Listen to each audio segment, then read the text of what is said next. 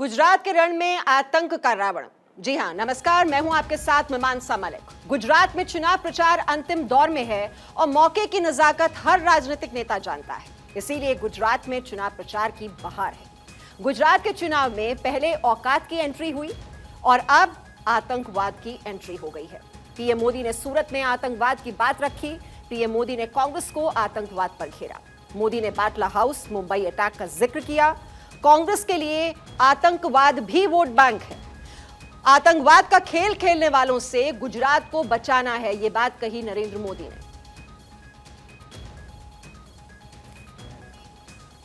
यहां हम गुजरात में आतंकियों को पकड़ते थे, उन पर कार्रवाई करते थे, लेकिन साथियों, कोई भूल नहीं सकता कि कैसे तब दिल्ली में बैठी कांग्रेस सरकार आतंकियों को छुड़ाने में अपनी पूरी ताकत लगा देती थी। हम कहते रहे कि आतंक को टारगेट करो, लेकिन कांग्रेस की सरकार आतंक को नहीं, मोदी को टारगेट करने में लगी रही। पीएम मोदी ने पाटीदारों के गढ़ सूरत में रोड शो किया और फिर एक वीडियो ट्वीट किया और बताया कि आखिर गुजरात में बीजेपी को क्यों पसंद किया जाता है।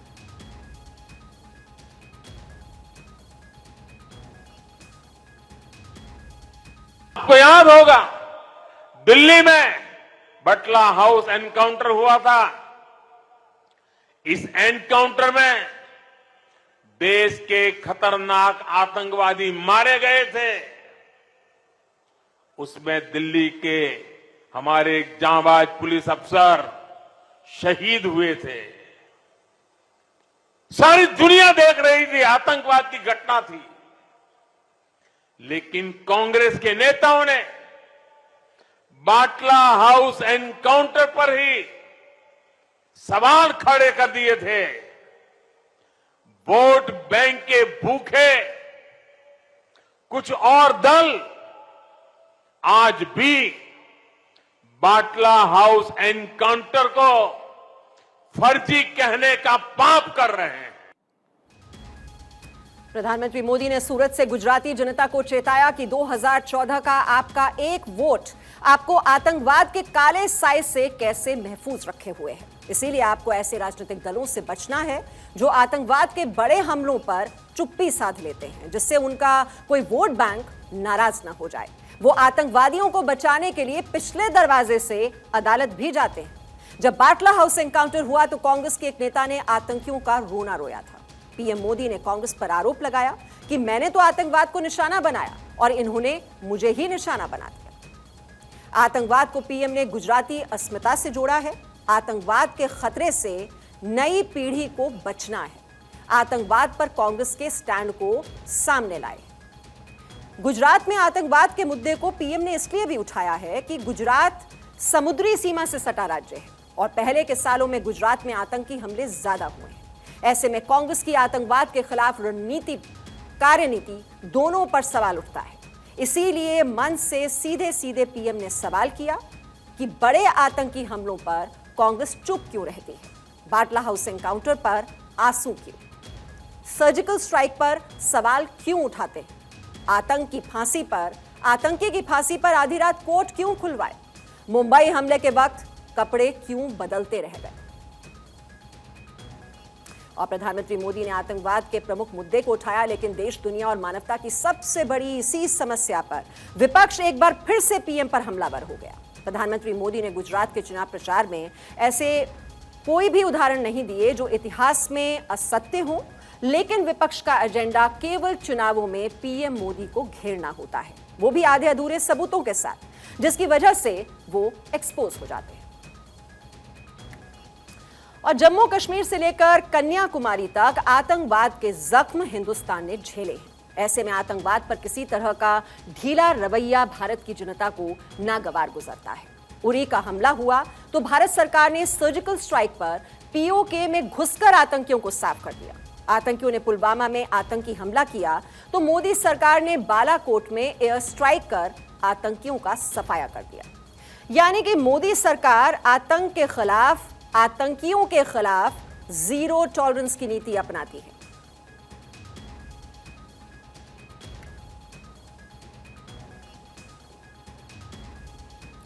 तो गुजरात में चुनाव है, लेकिन चुनाव प्रचार का अंतिम समय भी आ चुका है। ऐसे में गुजरात में आम आदमी पार्टी ने भी केजरीवाल के दम पर हुंकार भरी है।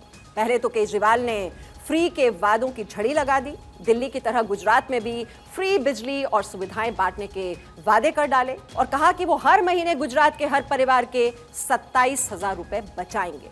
ये बयान भी हम आपको सुनवाएंगे, लेकिन उससे पहले केजरीवाल ने पुरानी पेंशन का नया दांव खेल दिया है।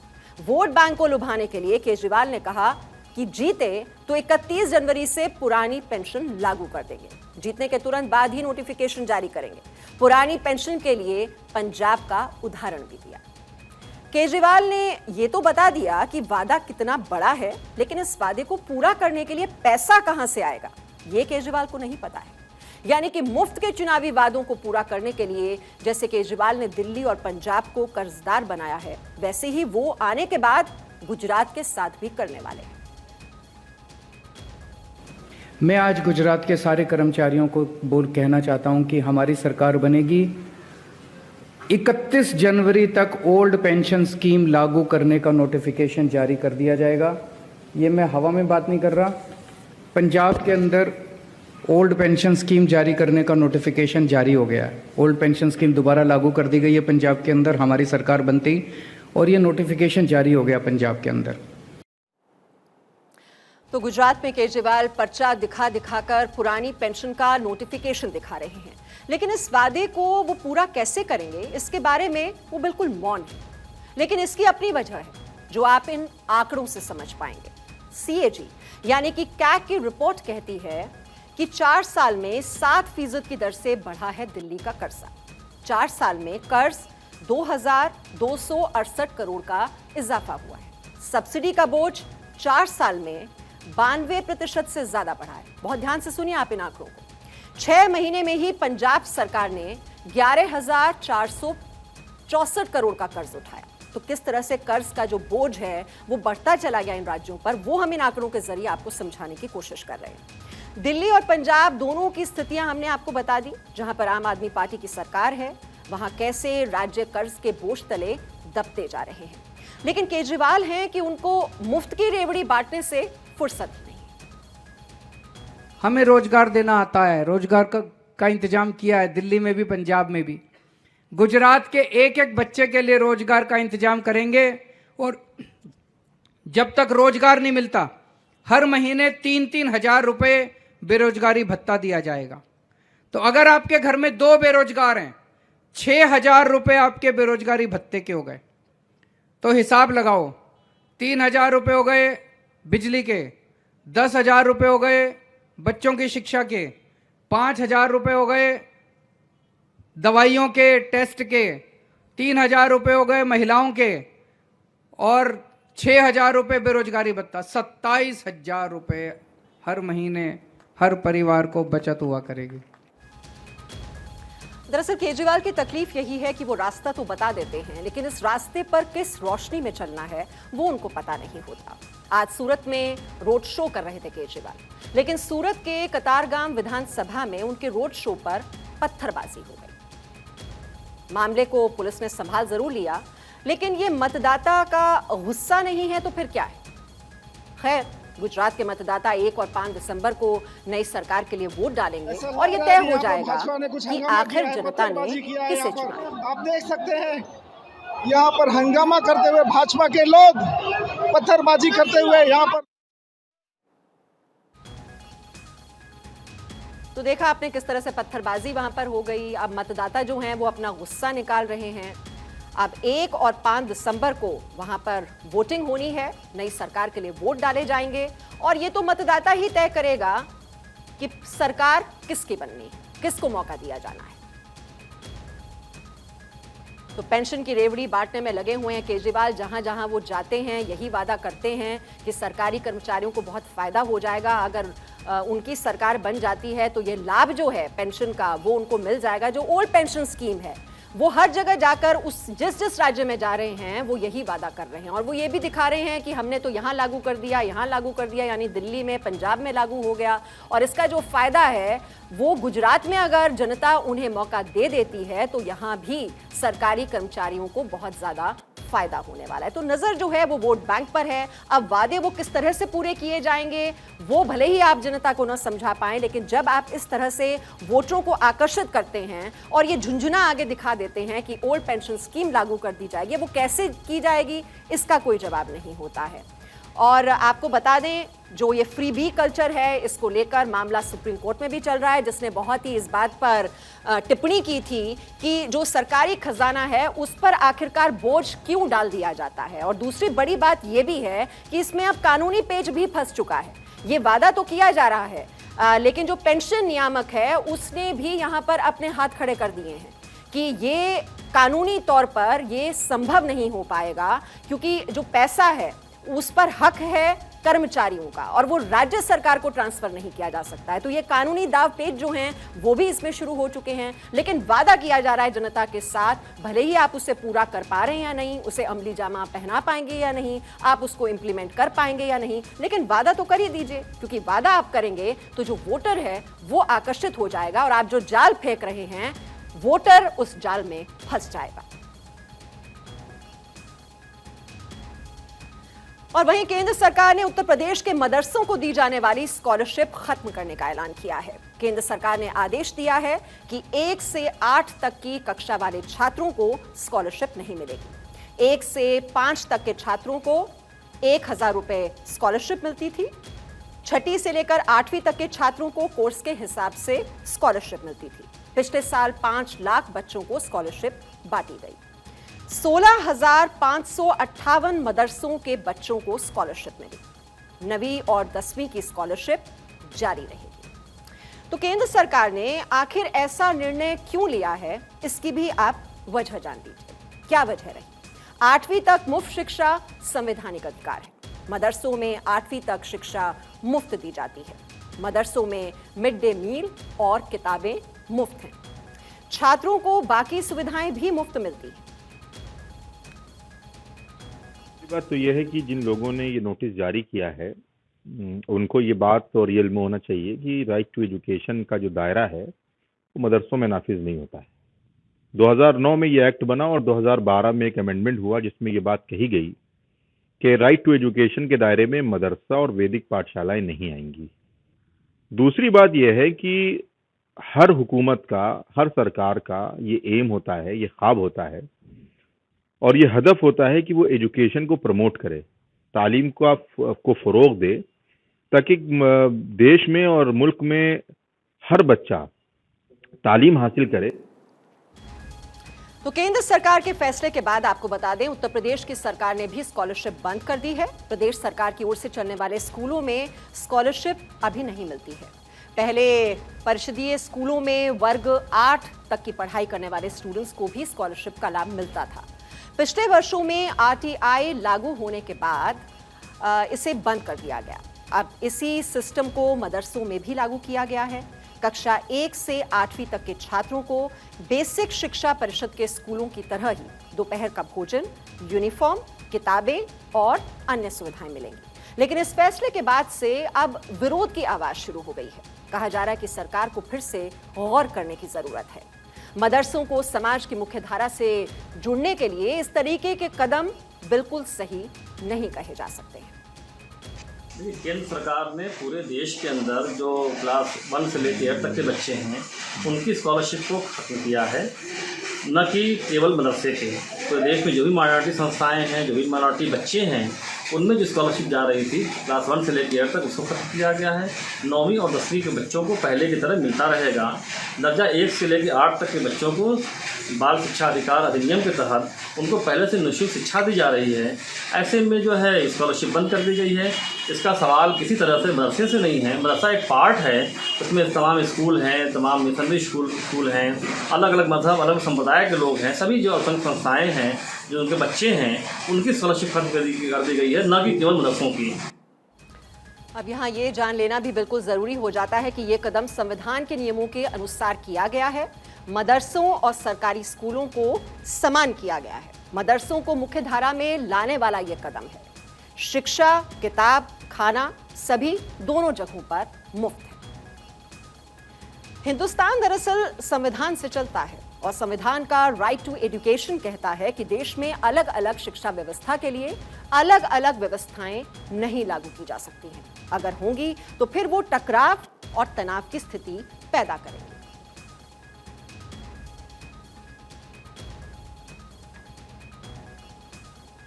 और अब बात करते हैं मैनपुरी उपचुनाव की। मैनपुरी का उपचुनाव इसलिए हो रहा है क्योंकि ये सीट मुलायम सिंह यादव के निधन के बाद खाली हुई थी। इस पर अब उपचुनाव होना है और सपा की ओर से डिंपल यादव ने पर्चा भरा है। लेकिन इसमें ट्विस्ट तब आया जब इटावा रेलवे स्टेशन से रात में यह अनाउंसमेंट होती है कि यात्रीगण कृपया ध्यान दें, डिंपल भाभी को जिताएं, डिंपल यादव जिंदाबाद। तो अनाउंसमेंट हुई, ऐसे नारे लगाए गए। प्रत्यक्षदर्शियों के अनुसार समाजवादी पार्टी के समर्थन में यह अनाउंसमेंट एक बार नहीं बल्कि 15 से 20 बार किया गया। चश्मदीदों के मुताबिक रात के वक्त इंक्वायरी रूम खाली था। कुछ लोग उसमें घुस गए और डिंपल यादव को वोट देने की अपील कर डाली। अनाउंसमेंट सुनकर जब तक यात्री इंक्वायरी रूम पहुंचे तब तक वो लोग फरार हो चुके थे। उत्तर मध्य रेलवे के मुख्य जनसंपर्क अधिकारी हिमांशु शेखर उपाध्याय का कहना है कि मामला संज्ञान में आया है। मंडल रेल प्रबंधक स्तर से जांच शुरू करा दी गई है। अनाउंसमेंट से जुड़े संबंधित रेल कर्मी के विरुद्ध अनुशासन और आचरण नियमावली के तहत कड़ी कार्रवाई की जाएगी। लेकिन उससे भी बड़ा संकट डिंपल यादव के खिलाफ खड़ा होता हुआ दिखाई दे रहा है। लोगों का सवाल है कि रेलवे तो सरकारी संपत्ति है और चुनाव आचार संहिता कहता है कि चुनाव में सरकारी मशीनरी का इस्तेमाल नहीं हो सकता है। अगर हुआ तो उम्मीदवार का पर्चा खारिज किया जा सकता है, उसे अयोग्य घोषित किया जा सकता है, साथ ही उसे कई सालों तक निलंबित भी किया जा सकता है। देश के पूर्व प्रधानमंत्री इंदिरा गांधी के साथ ऐसा हो भी चुका है, जिसके बाद देश को इमरजेंसी की स्थिति का सामना करना पड़ा था। तो क्या डिंपल यादव के साथ भी ऐसा कुछ हो सकता है क्या? इंदिरा गांधी के साथ क्या, कब, कैसे घटा था, पहले हम आपको ये जानकारी दे देते हैं। 1971 में रायबरेली के लोकसभा चुनाव में इंदिरा गांधी ने जीत हासिल की। उनकी जीत को उनके प्रतिद्वंदी राजनारायण ने चुनौती दी। भारतीय राजनीति के इतिहास में इस मुकदमे को इंदिरा गांधी बनाम राजनारायण के नाम से जाना जाता है। 1975 में इलाहाबाद हाईकोर्ट के फैसले ने इंदिरा गांधी का चुनाव रद्द कर दिया।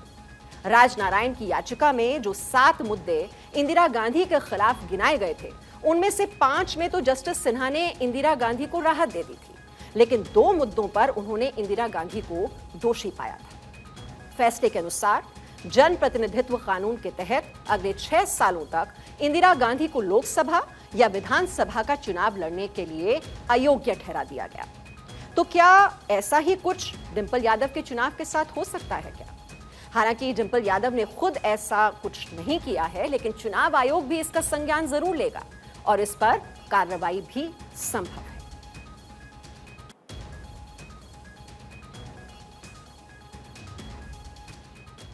और इस बीच बड़ी खबर मिल रही है। केंद्रीय मंत्री गिरिराज सिंह ने आबादी पर विवादित बयान दिया है। गिरिराज सिंह ने जनसंख्या वृद्धि पर टिप्पणी की। भारत में 1 मिनट में 31 बच्चे पैदा हो रहे हैं, ये बच्चे कौन पैदा कर रहा है? तो गिरिराज सिंह का ये विवादित ट्वीट बढ़ती जनसंख्या को लेकर सवाल उन्होंने ये पूछा है कि ये बच्चे कौन पैदा कर रहा है। भारत में 1 मिनट में 31 बच्चे पैदा हो रहे हैं। चाइना 1 मिनट में 10 बच्चे पैदा करते हों और भारत में 1 मिनट में 31-32 बच्चे पैदा हो रहे हैं। ये देश के विकास के लिए है, सामाजिक समरसता के लिए है और देश के लोकतंत्र के लिए भी है। अखंड भारत में आप देखें, बहुसंख्यकों की आबादी गिरी, पाकिस्तान से लोकतंत्र साफ, बांग्लादेश से साफ, भारत के अंदर भी आप नजर लें, कश्मीर से लेके आप देखें बंगाल, देखें केरल, देखें जहां जहां बहुसंख्यकों की आबादी गिरी है, वहां सामाजिक समरसता टूटा है। और आगे बढ़ते हैं और आपको लेकर चलते हैं गुजरात के राजकोट, जहां पर पीएम मोदी इस वक्त जनसभा को संबोधित कर रहे हैं। કોમેન્ટેટર છે એમને હવે મથામણ એ થવા માંડી છે કે ભાઈ આટલા બધા વર્ષ સુધી સત્તામાં રહ્યા પછી પણ આ ગુજરાતની જનતાનો આવો અભૂતપૂર્વ પ્રેમ છે, એનું કારણ શું છે? એમના માટે ચિંતાનો વિષય થઈ ગયો છે, ચર્ચાનો વિષય થઈ ગયો છે। ગઈકાલે હું સુરતમાં હતો સાંજે, સુરતમાં જે જનસાગરના દર્શન મેં કર્યા છે। થોડા દિવસ પહેલા રાજકોટ આવ્યો, જે રોડ શો રાજકોટે કરી બતાવ્યો હતો, આમાંથી પ્રેરણા લઈને સુરતે જનતાનો પ્રેમ, જનતાના આશીર્વાદ, આ ચૂંટણી પરિણામો નક્કી કરી દીધેલા છે। और अब आगे बढ़ते हैं और कुछ आंकड़े आपको बता दें। जम्मू में एक साल में बढ़े हैं 3 गुना हमले।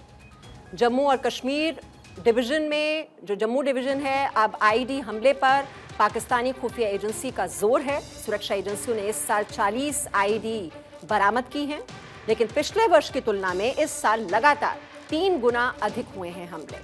सूत्रों की माने तो इस साल सबसे अधिक जम्मू जिले में 14 आईडी बरामद किए गए। वहीं पुंछ में 6, रामबन में 5, सांबा 4, किश्तवाड़, डोडा और रियासी में 2-2 आईडी बरामद किए गए। इधर पाकिस्तानी खुफिया एजेंसी आईएसआई भी पूरी तरह से सक्रिय है। कश्मीर की सीमा से राजौरी, पुंछ में बढ़ी हैं आतंकी गतिविधियां। भारत पाक अंतर्राष्ट्रीय सीमा से 60 से ज्यादा हथियार भेजने के मामले भी सामने आए।